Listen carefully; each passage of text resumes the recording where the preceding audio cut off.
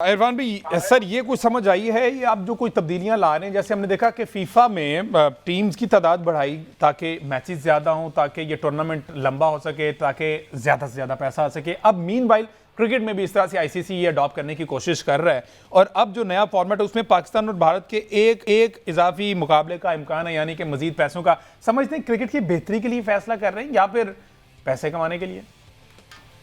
देखिए, जब आप किसी भी स्पोर्ट्स को ग्लोबल स्पोर्ट बनाने की कोशिश करते हैं तो जैसे मैयर जरूर लिए जाते हैं। फीफा में भी आपने देखा कि 32 से 48 टीम का कॉन्सेप्ट आया।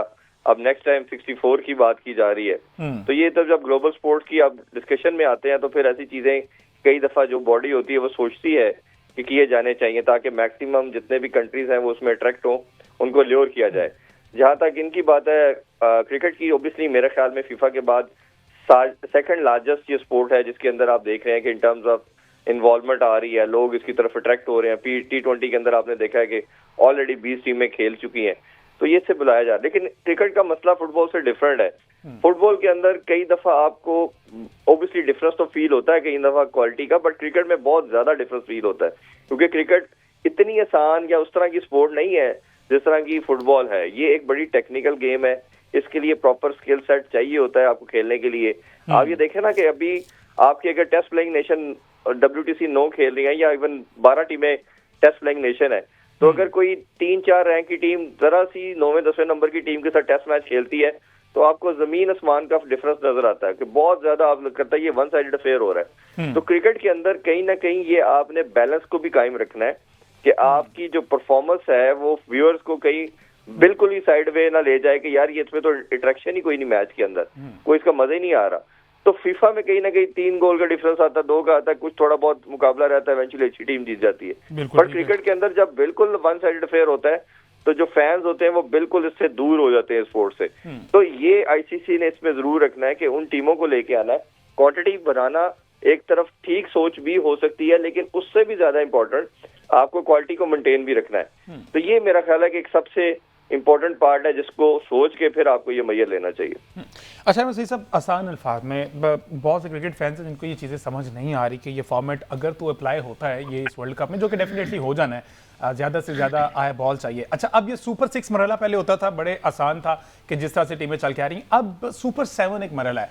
तो इसको कैलकुलेट किस तरह से करेंगे? 14 टीमें साथ साथ स्टार्ट से ही सुपर 7 चलेगा ये, उसमें से 2-2 काम होकर सुपर 7 तक आएंगी? देखिए, जो मैं समझाऊं वो ये है कि जो 14 टीमें हैं उस एक डेट होगी, उस वक्त जो 14 टीमें होगी उनमें से 12वीं, 13वीं और 14वीं टीम, अच्छा, इनका एक जो सीरीज है वो चलेगी।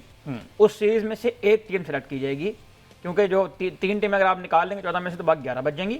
एक टीम मिला के वो हो जाएंगी 12। उन 12 टीमों को फिर 2 ग्रुप्स में तकसीम किया जाएगा 6-6 के। अच्छा, ये प्री वर्ल्ड कप चीजें होंगी, ये वर्ल्ड कप स्टार्ट हो चुका होगा? हिस्सा ही है, जो तीनों वर्ल्ड कप की होस्टिंग नेशंस हैं उनमें ही ये सारे मैचेस खेले जाएंगे।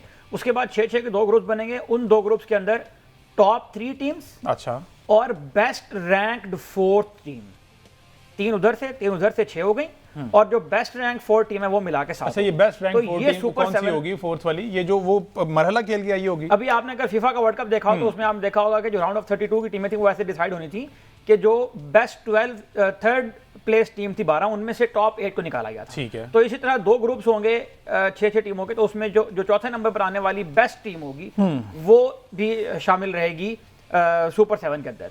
अब देखें, इतना अगर कॉम्प्लिकेटेड किस्म का एक वो उन्होंने बनाया है तो मुझे लगता है कि स्पोर्ट्स के अंदर कहीं ना कहीं ये चीज़ मैटर करती होती है कि जब आप 3-4 इवेंट्स करवा लेते हैं एक ही फॉर्मेट के मुताबिक तो फिर फैंस के थोड़ा सा उसमें इंटरेस्ट का फैक्टर जो है वो कम भी होने लगता है, और फिर उसके ऊपर इस किस्म के क्वेश्चन मार्क्स भी आना शुरू हो जाते हैं कि यार ये जो फॉर्मेट है चूंकि समझ आ गए लोगों को, तो अब इसके मुताबिक वो अपने मैचेस को या तो मैनिपुलेट कर लेते हैं या उसके मुताबिक इसके लिए फिक्सिंग की टर्म जो है वो इस्तेमाल होती है। फुटबॉल में भी, क्रिकेट में भी हमने देखा इसके ऊपर। तो इसीलिए समटाइम वो कुछ इस किस्म के कॉम्प्लिकेशन भी ऐड करते हैं ताकि एक नया फॉर्मेट। लेकिन बात यह है कि अगर ये नया फॉर्मेट ऐड करना था तो इसको का अनाउंस जो है मेरा ख्याल है 2023 के वर्ल्ड कप के फौरन बाद होना चाहिए था। आपको इतने वर्ल्ड कप के करीब आके इतना कॉम्प्लिकेटेड जो एक आपने वो सिस्टम बना दिया है, ये मेरा ख्याल है अनाउंस नहीं करना चाहिए था। बाकी जाहिर है कि ये तो फैसला उस वक्त होगा जब इसके ऊपर अमल हो जाएगा, जब ये वर्ल्ड कप हो जाएगा, उसके बाद ये तय होगा कि इंटरेस्ट का क्या फैक्टर था। लेकिन मैं ये समझता हूँ कि इंक्लूसिविटी अपनी जगह बिल्कुल ठीक है, लेकिन जो कल हम बात कर रहे थे कि अगर आप चाहते हैं कि क्रिकेट को प्रमोट किया जाए, क्रिकेट ग्लोबल स्पोर्ट बनाया जाए, तो उसके लिए आपको इन कंट्रीज के अंदर जाकर ग्रास रूट लेवल के ऊपर काम करना पड़ेगा। आपको वहां से प्लेयर बनाने पड़ेंगे, वहां से कोच बनाने पड़ेंगे, वहां क्रिकेट का कल्चर बनाना पड़ेगा, और क्रिकेट का कल्चर डेवलप होगा नीचे स्कूल्स के अंदर, एकेडमीज के अंदर, तो उस कंट्री की क्रिकेट जो है वो ग्रो करेगी।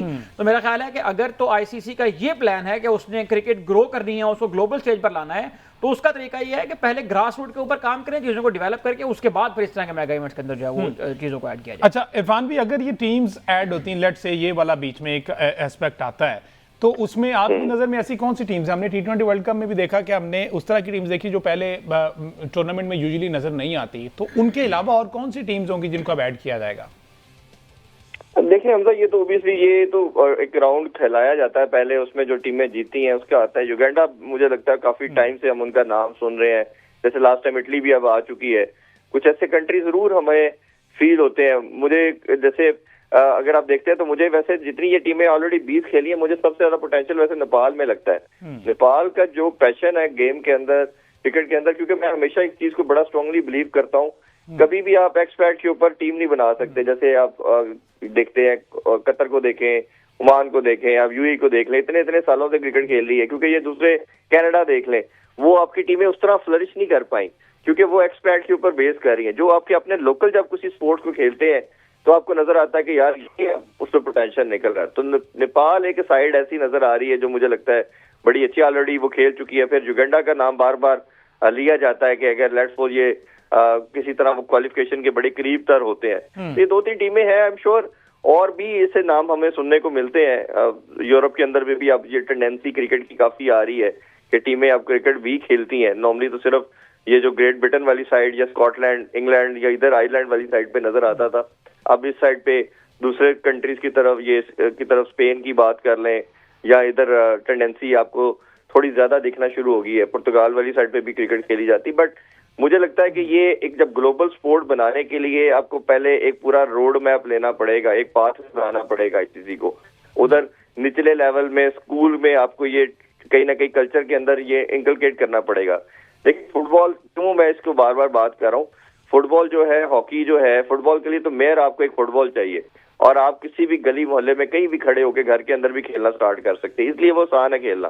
क्रिकेट के लिए आपको तमाम गैजेट्स चाहिए, पूरे इक्विपमेंट चाहिए, जो कि आसान नहीं है। एक मिलना आसान नहीं है, फिर टेक्निकल गेम है, दुनिया की मैं बता रहा हूँ कि सबसे कॉम्प्लेक्स गेम है इन टर्म्स ऑफ उसके रूल रेगुलेशन, उसके तमाम मामलात। ये एकदम से ऐसा नहीं है कि जो बिल्कुल को एलियन कंट्री है जिसको नहीं मालूम और आज वो बच्चा सीख जाएगा। उसके लिए पूरा एक सिस्टम है जो आपको फॉलो करना पड़ता है स्पोर्ट के लिए। तो ये पहले उनके कल्चर या उनके सिस्टम का पार्ट बनाना पड़ेगा। जैसे अब यूएसए ने क्या किया, यूएसए मेरा ख्याल है सबसे ज्यादा ग्रोइंग कल्चर अपना अडॉप्ट करके लेके आया, और वो अब उनके, मैं लास्ट टाइम जब यूएसए गया मैंने देखा भी कि उनके क्लब वगैरह में या क्रिकेट आम होना शुरू हो गया। तो ये आपको शो में करता है कि अब उनका लोकल बच्चा भी इस तरफ उसका रुझान आ चुका है। तो ये मेरा ख्याल है कि सबसे वाइटल इंपॉर्टेंट फैक्टर है। आईसीसी सोच रहा है, बड़ी अच्छी सोच है, क्योंकि कंपटीशन आपका रहना चाहिए जहां दुनिया की स्पोर्ट्स इवॉल्व हो रही है। मैं हैविंग सेड दैट कि सेकंड नंबर पे के फुटबॉल के बाद क्रिकेट को रखा जाता है, बट फिर भी उसके आप कंट्रीज की क्वांटिटी देखेंगे और इनकी देखेंगे तो लगेगा बहुत बड़ा गैप है। तो ऑब्वियसली आईसीसी कहीं ना कहीं ये चाहेगा कि इसको जरा लार्जर स्केल पे लेके जाया जाए, ज्यादा टीमों की इन्वॉल्वमेंट हो।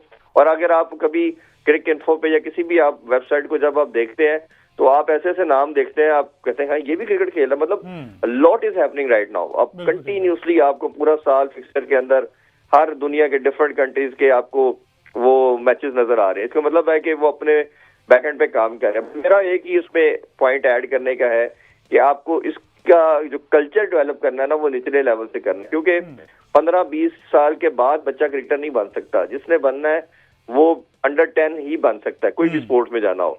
तो उसमें अगर आपके ये किसी तरह आईसीसी सक्सेसफुल हो जाता है फुटबॉल की तरह डालने में स्कूल लेवल के ऊपर, तो फिर मेरा ख्याल है इनको कामयाबी ज्यादा मिल सकती है।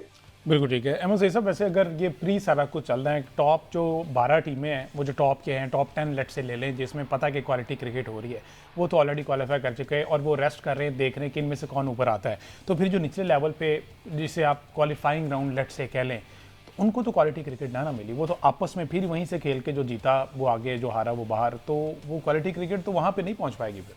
देखें क्वालिटी क्रिकेट जो है ना वो लेकिन इस तरह तो नहीं होता कि आप एक बटन दबाएं या और मतलब एक ही दिन के अंदर या एक रात के अंदर टीम जो है वो बेहतर हो जाए। ये एक ग्रेजुएट प्रोसेस का नाम है। उस ग्रेजुएट प्रोसेस में यही होता है कि कुछ एसोसिएट मेंबर्स को या कुछ दर्जे की टीमों में से कोई एक आध टीम जो है वो क्वालिफाई करके आती है और वो एलीट लेवल की टीमों के साथ compete करती है, फिर दूसरा जो इवेंट होता है उसमें कोई और टीम आती है। तो इस तरह से ही चीज़ें जो है वो डेवलप होती हैं। हमने पास में देखा है काफ़ी सारे कंट्रीज़ हैं, लेकिन अगेन जो बात हम अभी इरफान भाई ने भी की और जो बात इससे पहले मैंने भी ऐड की कि देखें जो कंट्रीज़ हैं ना, नमीबिया है, कीनिया है, स्कॉटलैंड इवन ले लें, आयरलैंड ले लें, ये कंट्रीज जब से क्रिकेट खेल रही हैं, नेदरलैंड्स की टीम 96 का वर्ल्ड कप भी मुझे याद पड़ता है कि वो खेली थी, तो ये टीमें जब से क्रिकेट खेल रही हैं उनके क्रिकेट का लेवल इंप्रूव नहीं हुआ।